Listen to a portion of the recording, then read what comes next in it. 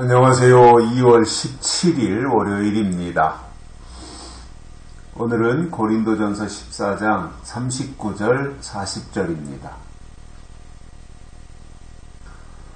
그런즉 내 형제들아 예언하기를 사모하며 방언 말하기를 금하지 말라. 모든 것을 적당하게 하고 질서대로 하라. 아멘. 교회 안에 주신 하나님의 은사에 대해서 바울이 고린도전서 14장에서 쭉 다 설명을 하고 오늘 결론을 이렇게 내립니다. 예언하기를 사모하며 방언 말하기를 금하지 말라. 모든 것을 적당하게 하고 질서대로 하라. 저는 이 고린도전서를 다시 우리가 새벽 큐티를 하면서도 바울이라고 하는 하나님의 종에 대해서 굉장히 더 매료되었어요. 굉장히 세밀하고 굉장히 섬세하면서도 또한 배려하는 것을 잊지 않아요. 그래서 이 오늘 교회에 주신 하나님의 은사에 대한 결론을 우리가 볼 수 있는데 어떤 것도 나쁘다 이렇게 말하지 않잖아요. 또 단정적으로 은사에 대해서 금지하지 않아요. 어찌 보면 앞에서도 그랬지만 결론에서도 허용하는 거예요. 허용. 그러나 거기에 이제 어떤 단서를 붙이는 거지요. 그래서 굉장히 바울이 참 멋있는 사람이다. 이 정도 위치에서 여러 가지 학식도 있고 이 정도 갖춰졌다면 그렇게 다른 사람들에 대해서 신중한 얘기를 잘 안 하고 그냥 그때그때 상황에 맞춰서 말할 수도 있는데 바울은 그렇지 않아요. 굉장히 치밀해요. 그리고 말로 사람들에게 상처 주지 않아요. 이게 무의식 중에 그런 게 나가는 거잖아요. 내가 누구 저 사람 말로써 그냥 상처 줘야 되겠다 이렇게 벼르고 별렀다가 하는 경우보다는 무심코 한마디 나간 게 이제 상대방에게는 상처가 되는 경우들이 많이 있거든요. 말이라고 하는 게. 근데 바울에게는 그런 것들을 찾아보기 참 어렵더라고요. 이 은사에 대한 이 장황한 이야기를 하면서도 바울이 왜 다른 쪽에서도 말할 수 있는 부분들이 있었을 텐데도 일절 부정적인 얘기는 안 하거든요. 그래서 참 바울은 멋있는 분이다 이렇게 다시 한번 생각을 하게 돼요. 근데 오늘 말씀에서도 보면 앞에서도 다 그런 우리가 감을 잡았잖아요. 방언보다는 예언이 더 좋다. 예언의 은사를 더 사모해야 된다. 뭐 이런 이제 것들을 우리가 앞에서도 다 감을 잡았는데 여기서도 다시 그러한 것들을 강조해요. 예언하기를 사모하라. 예언하기를 사모해라. 하나님이 그 예언의 은사를 누구에게 주실지 안 주실지 모르지만 일단 사모하라는 거예요. 예언하기를 사모하라. 즉 예언의 말씀, 요한계시록이죠. 요한계시록을 사모하라는 거예요. 요한계시록이 예언이잖아요. 이 시대의 최고의 예언은 요한계시록이잖아요. 그래서 예언하기를 사모하라.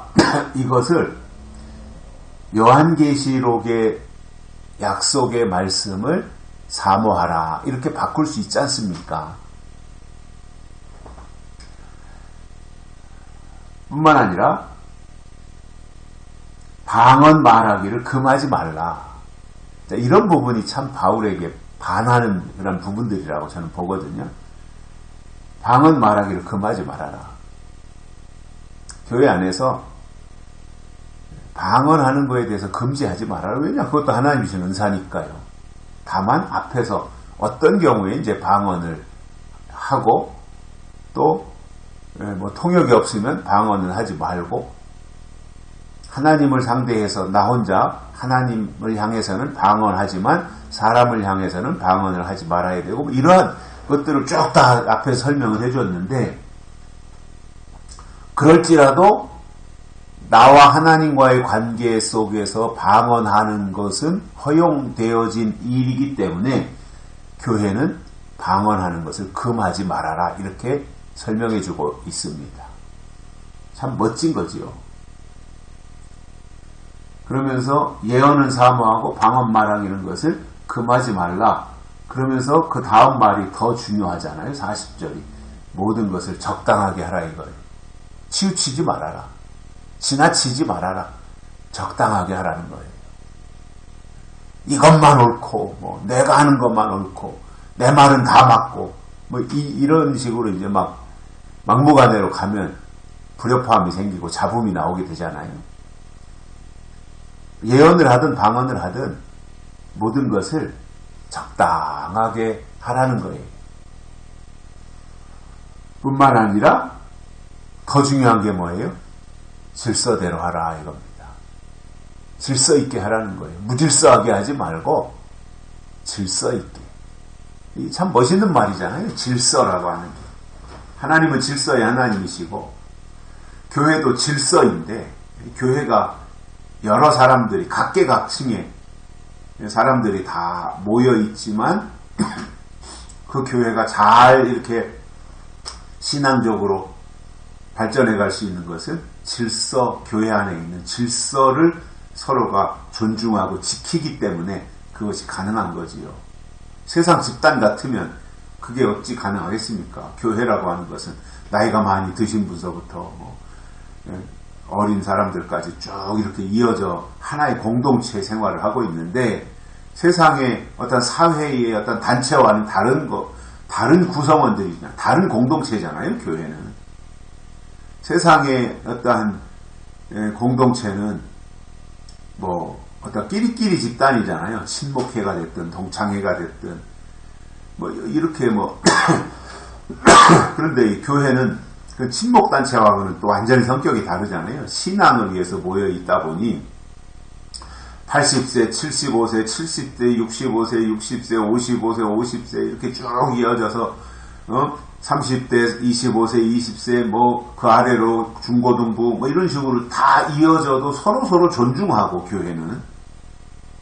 그래서 교회는 나이 많이 드신 분도 세상 같으면 한참 후배들을 만나면 다 반말하고 이름 부르고 하잖아요. 그런데 교회는 그렇지 않잖아요. 서로 존중해주고 또 이 존댓말을 쓰고 꼭 직분을 붙여서 이름을 불러주고 아무개 집사님, 아무개 장로님 이렇게 하면서 하지 뭐 이름만 딱딱 부르는 그런 경우는 교회 없잖아요.